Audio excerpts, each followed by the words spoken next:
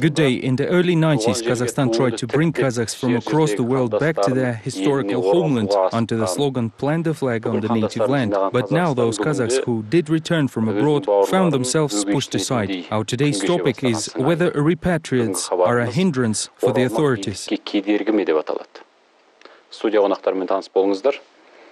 Please meet our guests, poet and artist Almas Ahmedbekov, politician Dos Kashim, editor of Masad.kz online newspaper Ardabek Soldatbay, executive director of JBU Public Association Rakim Aypuli, poet and a member of Kazakh Encyclopedia Se team Ayut Mukibekuli, and scientist Januzak Akim.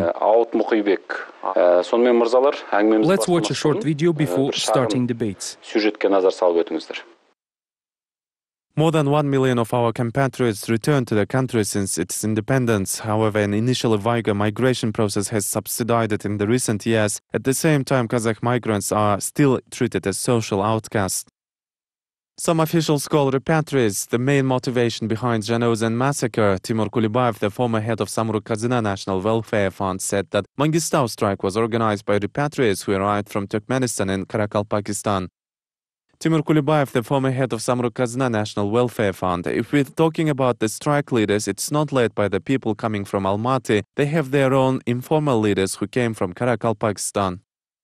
Yermuhamed Yurtisbayev, the advisor to the President of Kazakhstan, speaking at the Royal Institute of International Affairs in London, repeated Kulibayev's idea. Problems in Zhanaozen are caused by various inconsistencies in migration policy. Zhanaozen population increased twice in the last 15 to 20 years due to Uzbekistan and Turkmenistan migrants. The current chairman of Samruk-Kazyna National Welfare Fund, the head of the state committee, Umirzak Shokeyev, said following the rise, the repatriates migration program in Zhanaozen will be terminated.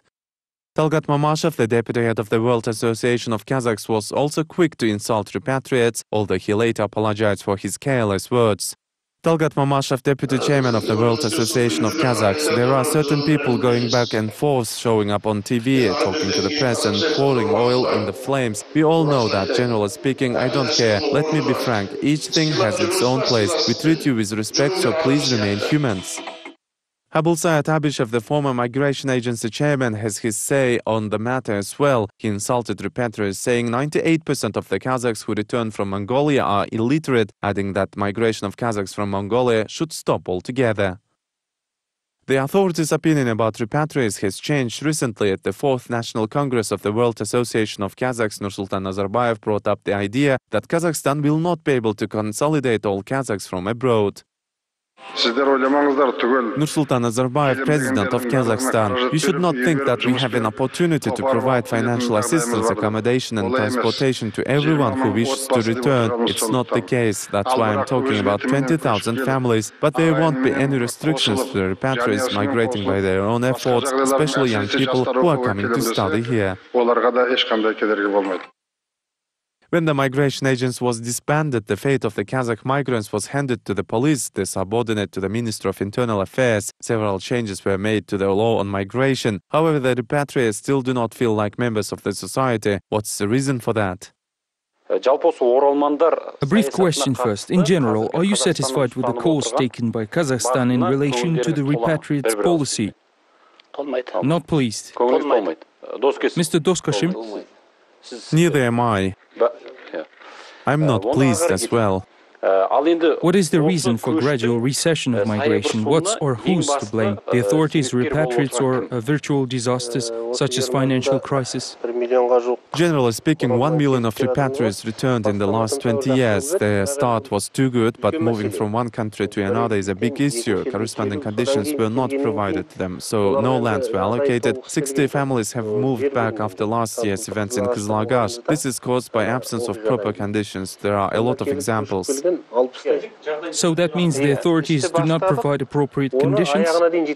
Yes, we started it, but cannot bring it to the end. Then for about 2-3 years, the authorities looked for the reasons of social problems within the Repatriates community, the causes of problems were shuffled back at Repatriates. Also, Kazakhs in the village were said to create big problem for the government themselves. This is an insular view of the problem instead of a thorough solution finding and dealing with the matter. It's wrong. There should be at least an agency or ministry dealing with repatriates. Kazakhs abroad are a community which takes an important place in foreign, domestic and social policy of Kazakhstan. The repatriates issue has been considered unilaterally. Now it's being solved and should be considered at a deeper level. Each year the government should work with the arising issues. So it's up to the government.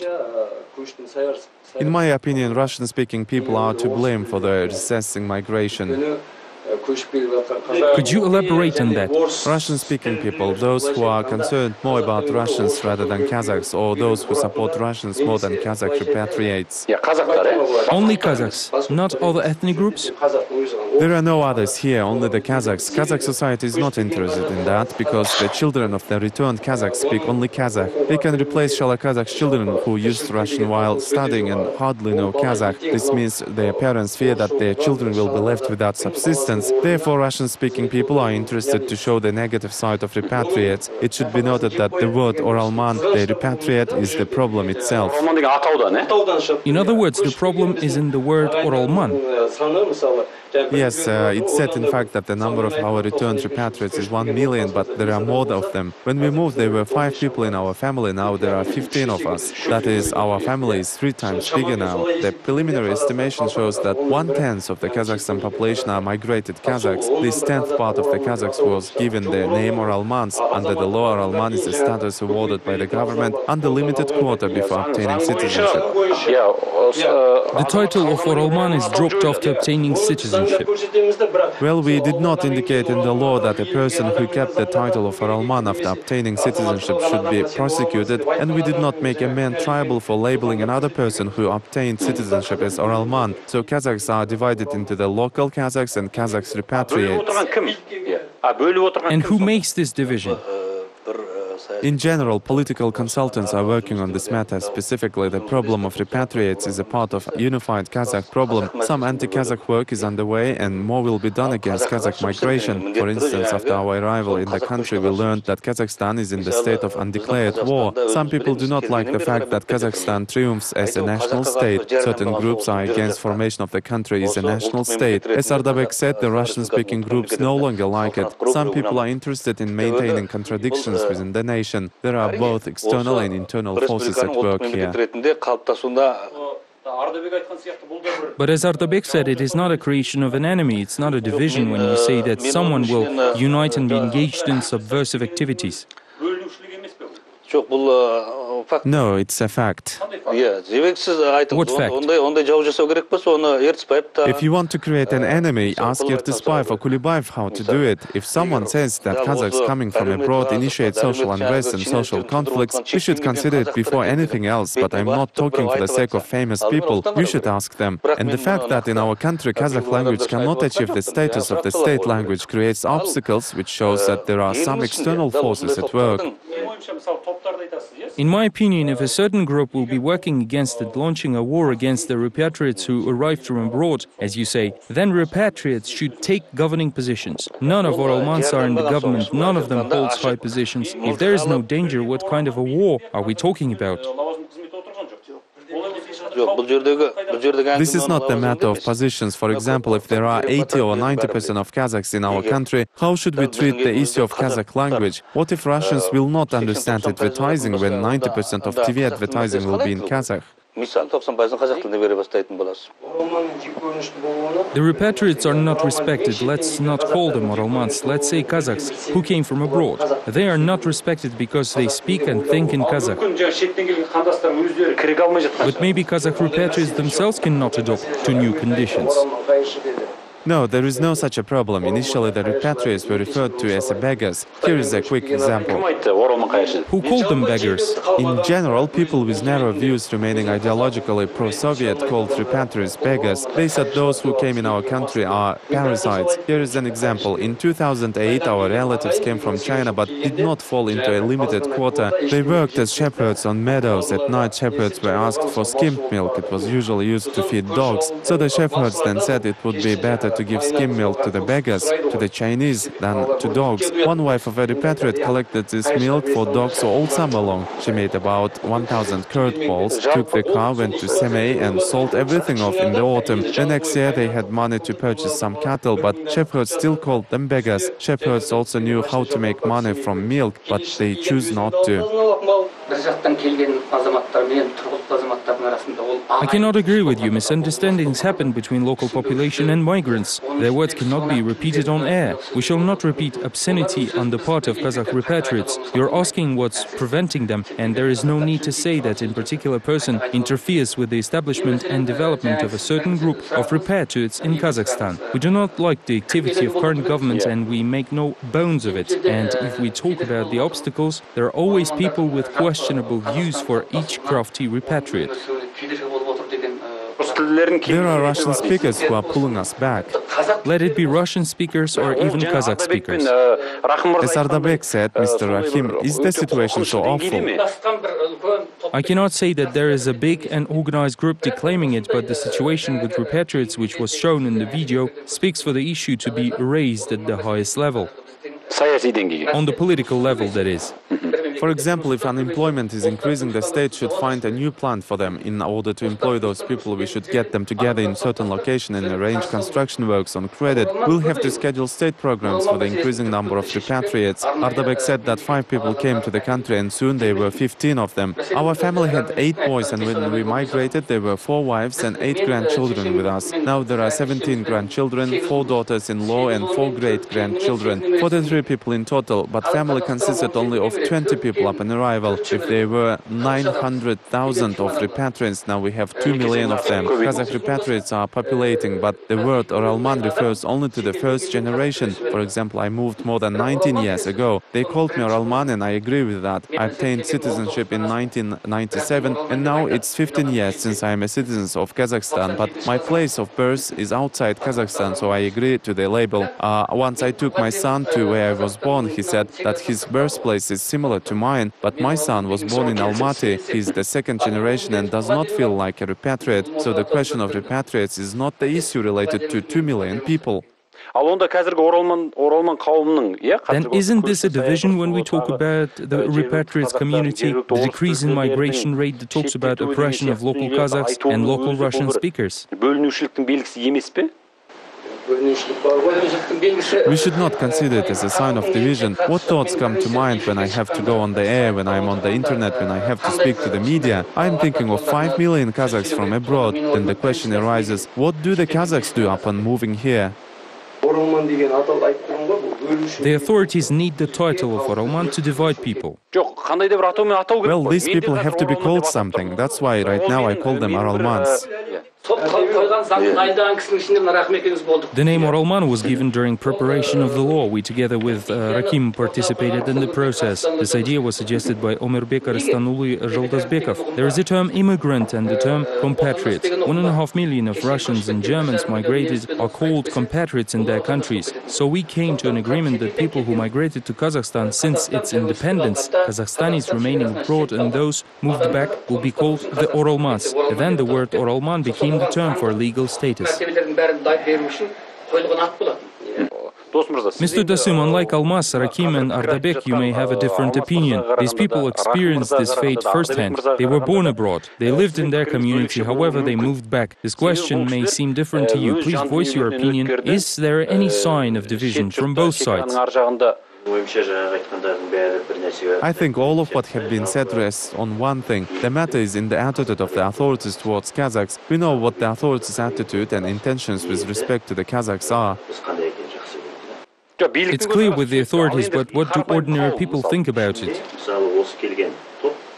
For instance, a group of Kazakh migrants can closely relate to national issues and do not refuse tackling them. They don't know Russian, they form our troops, they are forming national trend of the citizens. Therefore, the government, which negatively treats national issues, sees danger in repatriates. Thank God repatriates did nothing dangerous after they moved. Kulibayev said the reason for everything is the stalemate. What happened then? False accusations and creation of an enemy. In truth, this group of migrants searching for the Kazakh state is the Kazakh nation, but the state doesn't need them. I'm worrying about the other issue. People who moved from Narınkol in 1960 are still called Chinese or Kalpaks. In other countries, it's a punishable offense. In the US, a person can be convicted if he calls someone a Negro or color, so they came up with a politically correct African American instead. In short, repatriates should be accepted both by state and by native Kazakhs. You say that it's possible, but our approach is different. I take it exactly the same way as they do.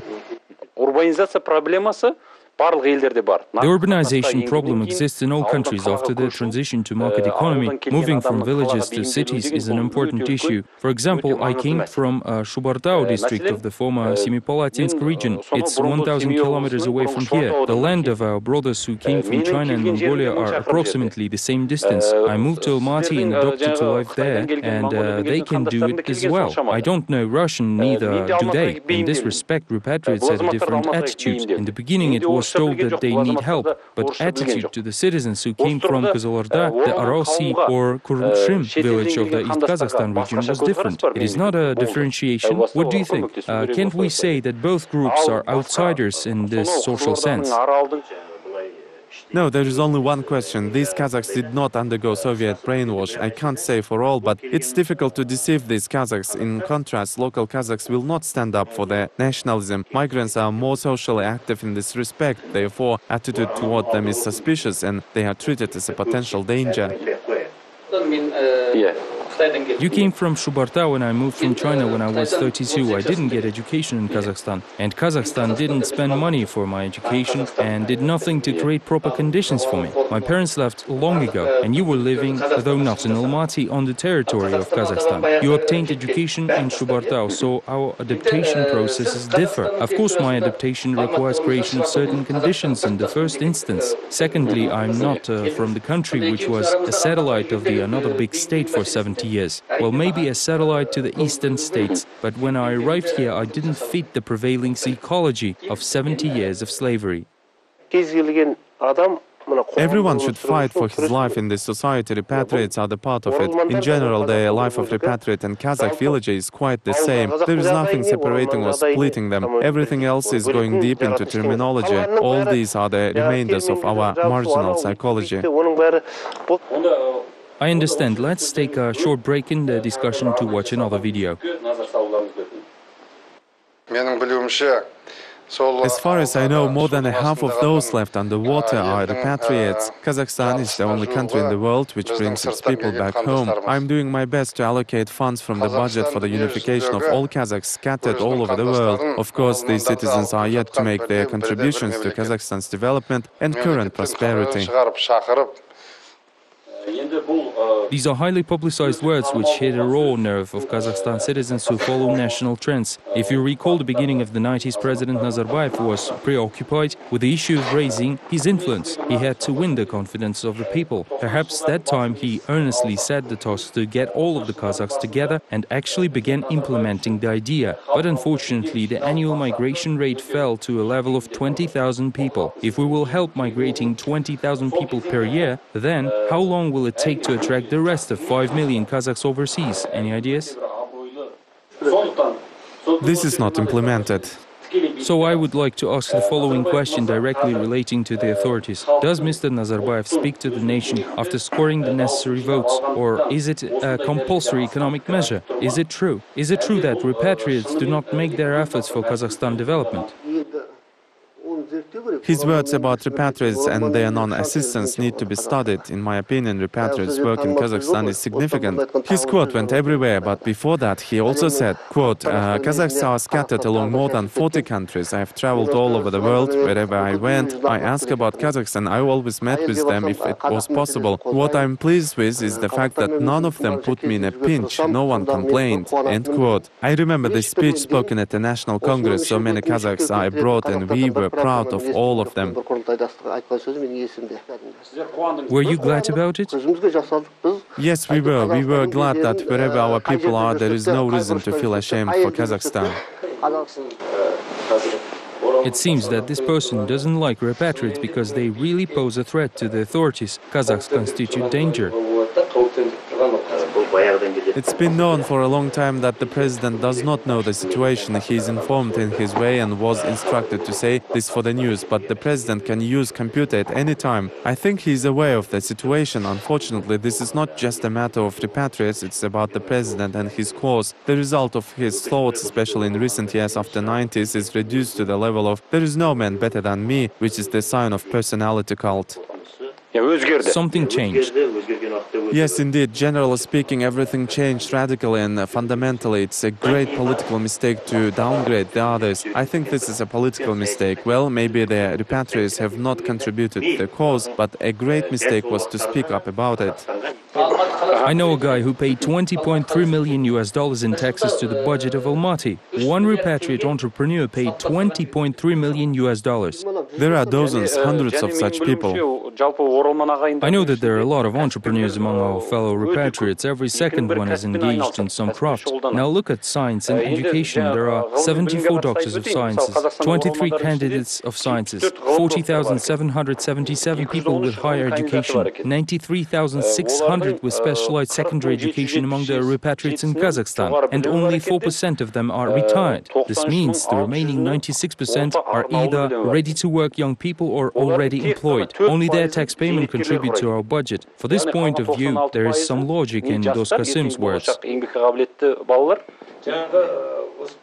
I want to add something. These words of the president made us think about the situation. 20 years passed since we moved. Is it true that we did not contribute to the state? I'm a journalist and I know this field very well. Yesterday I tried to remember the people I know and prepared a list of 160 persons who perform the heaviest routine work for newspapers and daily broadcasts in the national, regional and district media. 160 repatriates who are journalists? Yes, but there are much more of those who did not make it to the list. I cannot know all of them. I listed only those I knew. So this leads to another question. You might be offended if I call you Oralmans again. Much time has passed since those words of the president, but why repatriate communities still do not give a political response? First of all, there is no political organization which would speak up and protest on behalf of the repatriates. We do not even have permission to create a political organization. Yes, and then the issue of the media, which will not allow us to speak up. For example, some form of opposition could have been organized. The Zhanaozen events were not recognized by the officials. Oil workers were on the strike for 7 months. These citizens were in heat and cold. No one listened to them. They were told your demand will not be fulfilled. But in the end, they took a courageous decision. Many people died, but in the end, the authorities and the president acknowledged that the demands of oil workers were legit. The authorities and Nazarbayev have shown that they admit their power. In this situation, if the repatriates will not give a proper response, it would indicate their weakness. Aren't you showing that you skip responsibility?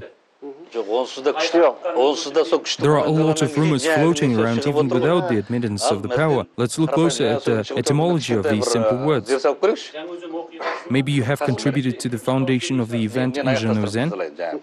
Let me finish. How did this conversation started? They said that repatriates are strangers. A serious division of Kazakhs began after the census. First, we were told that there are 67.8% of us. They said that Kazakhs started forming a national state at this level. Then this kind of talk became more frequent. The government started obstructing resettlement through specific regulations. 2 million people moved here. The number of viewers of Kazakh language electronic media has reached 2 million. Therefore, the national channel now broadcasts exclusively in Kazakh. Do you link this with the arrival of repatriates? I cannot say this is 100% due to repatriates, but rallies, poetic tournaments or participation in open public debates are not a method of solving the problem. We might block the way for 5 million Kazakhs. Is the reason for the repatriates being unable to oppose political force lies in the fact that they used to live in a totalitarian system? The power is changeable. It should be considered in this manner. But we do have eternal Kazakh nation for a stable Kazakhstan. This is what we should work for. What would happen if we'll respond to every single word? Once he said we have made the border together with Putin. These words have hurt not only Kazakhs but also all Kazakhstan's citizens. This was discussed and even served as base for lawsuit. In your opinion, we do not have to pay attention to any words of this man? It is necessary to pay attention, criticize and respond to him. We should voice the right things and cut him down to size. No need to dig deep into what he said wrong, otherwise this discussion will take all day. We will promote these words. Promote and give him more weight. As Jakin said, do not listen to the views of officials. After it was said that they need promotion, I would like to hear the views of ordinary Almaty residents in respect to the repatriates. Repatriates didn't forget their native language and their culture. I cannot say that they've done much. They enrich our identity. Basically, I think Kazakh repatriates are better educated than we are. Kazakhs have a saying, first spread the butter to your bread, then give butter to the others. The government should help Kazakhstan citizens first. Repatriates increase the number of Kazakhs. Perhaps they develop Kazakh language, I don't know much. I believe that if they are Kazakhs too, their return to their homeland is the right thing to do. They come and leave, they come to get money, receive benefits and leave again. They increase the number of Kazakhs after moving from China. They are supporting Kazakh language and bring new words. No, it doesn't seem that they have contributed a lot, I think. The increased populations, customs and traditions in Kazakhstan survived fine without them. I can say that they have a stronger sense of patriotism. They preserved Kazakh language though living in other countries. It's hard to say, maybe they've added 50% of the population. They contributed to the increase in the number of people, of course. I think their arrival is a good thing. Now you see, Jacques, the opinion of the authorities and people doesn't differ much. We say that millions of Kazakhs are abroad. The president said that we are able to accept no more than 20,000 people per year. In this situation, why foreigners should look at the authorities open-mouthed? Last year I visited some repatriates and met Amantay in Pavlodar. They traveled to Mongolia, took money on credit, brought hundreds of families in Kazakhstan. Later, having received money under the quota, they stopped. There was a time when they were homeless. Many repatriates come to Atura from Karakalpakstan in spite of the law. Luckily, they are all active citizens. The matter is in the support of local Kazakhs and the administration. For example, the president said that 20,000 families can be accepted annually. Well, the quota is allocated. It's not too much money. $1,000 are allocated for one person. Not so much money just to patch the hole. Not the money to turn the whole world. We're a country with a per capita income of $11,000. This amount was mentioned somewhere earlier, but only $1,000 is allocated per person. It doesn't solve the problem. The question is that we need to fix other mechanisms. First and foremost, to establish easier methods of obtaining citizenship, to facilitate the means of obtaining visas and also the information distribution, so that repatriates know where to go. We need to establish a system of providing useful information and destroy administrative barriers. For example, a Kazakh arriving in Narınkol has to go to Taldykurgan to get a single certificate. Can we make it easier? You think the problem is bureaucracy. What about you? I think so too. There are no specific mechanisms. And what about the intentions of those left abroad? Saying that 5 million will come back is a utopia. Not everybody will migrate. Those who wanted migrated during these 20 years. How many people did move? Those who wanted to migrate has already moved. Now they look for the country development. Some of them will be in a difficult situation. Some Kazakhs will come, some won't. I know my relatives are still abroad. 50 families of close relatives and 70 families of distant relatives returned. Others are planning to do the same, and the rest are trying to migrate. A lot of people are queuing for a visa in Urumqi. Their living conditions are better than those who moved 20 years ago. I studied the situation in Russia. There are about 30 Kazakh cultural centers there. I contacted them earlier and created a student community while studying there. I want to say that the situation in Russia is quite different. 6 months ago, we wrote to Putin, Medvedev and Nazarbayev, inviting them to open a school, kindergarten and university. We raised the question of opening Kazakh schools, kindergartens and branches of Kazakh universities in 8 regions and 5 cities: Astrakhan, Orenburg, Omsk, Moscow and St. Petersburg. We received a letter with the answer from our and their ministries. Now the second step is to move further. We realize that the executive authorities are unable to work in this field. Their competent authorities have not done so for 20 years. There are Kazakhs there too. I'm against opening schools, adaptation centers or councils abroad. Those who want to be Kazakhs will return to Kazakhstan anyway. Building even 1,000 schools won't change the mind of those who don't. A minimum of 4,000 to 5,000 of Kazakhs from Mongolia may return per year. On their own. No, not on their own. Many of them want conditions created by the state in 1992. I would like to recall the words of Bajan Olgay Elder: in the end, all we have to come to the Kazakh land. So there are still some people who want to come back. If not 5 million, then 1/2 will return. These are Kazakhs who avoided assimilation. Do you mean Kazakhs in Mongolia? 5 million Kazakhs in general. I believe a half of them will return. I agree that a half of Kazakhs abroad will return. There are a lot of Kazakhs seeking to come back. I've been to Urumqi embassy several times. There were cases when the embassy door was knocked out and employees were beaten for not giving visas. There are citizens who were beating the consuls. The visas are not issued regularly since 2008 for 2-3 years already. We should at least solve this before the money issue. We have to raise this question. So this issue is not being solved.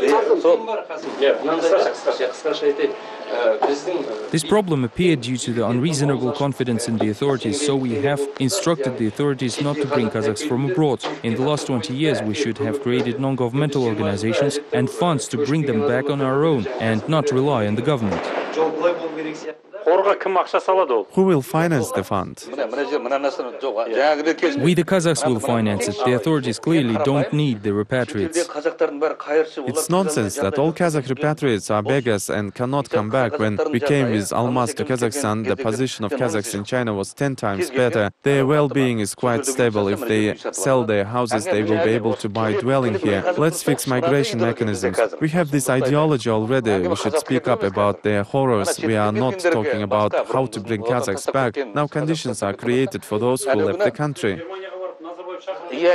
Nazarbayev did visit Germany to invite people to come back, didn't he? There was a recent information that 43 families returned to Kostanay. What are the opportunities of Nazarbayev's government for returning compatriots to the country? Can Nazarbayev honorably fulfill his promise? No one is talking about returning all of the Kazakhs. Let's put it this way. Will the migration continue? In my opinion, it will. The migration will continue. There are only temporary obstacles. I hope it will only accelerate. Okay. In my opinion, no matter how hard Nazarbayev's government is trying to stop Kazakhs repatriates, they will still come, even in small groups, despite any threats to the government. People will still come back. The authorities are changeable, the people are eternal. There is a question before the people, to be or not to be. We must unite, the Kazakhs must return for this purpose. The present law is an obstacle and it will solve anything. However, the resettlement will continue because it's a global process. We are divided families. In our time, we must all live in our motherland. Therefore, the global process is much stronger than the law on migration. Migration will continue, therefore. I don't believe that Kazakh migration will stop when the national identity is growing, when many people are working to create a national state of Kazakhstan. Here, the state will not allow open collision. It can interfere, but not openly confront it. What was the first word of the government? It mentioned that our lands are endless, but few people live on them. Nazarbayev said that as the first head of state, he is concerned about the future of the country. You see, he knows and understands everything. The relocation will not stop. This is the future of Kazakhs. Thank you for coming. Today we discussed whether repatriates are a hindrance for the authorities. Of course, the fact that we have separated them could be a mistake. The authorities are repatriates, and repatriates are the authorities and the power. They both should be integral parts of the nation and its constituent parts. But we have a reason to raise the question this way. I believe it showed throughout the program in the words of our guests. Now we can give an answer to this question. At the time of Abai's fairs were used for elections, the right to vote is the basis of democracy, so you may vote. Those who think that repatriates are a hindrance to the government put this fair in a bowl marked yes. The people having the opposite opinion in a bowl marked no. Senior officials said many unpleasant words about repatriates. Of course, this doesn't make Nazarbayev, Kulibayev and Yirtizbayev look good, but our studio guests believe that it's impossible to stop resettlement of repatriates. Thank you. Stay independent. Rahmet.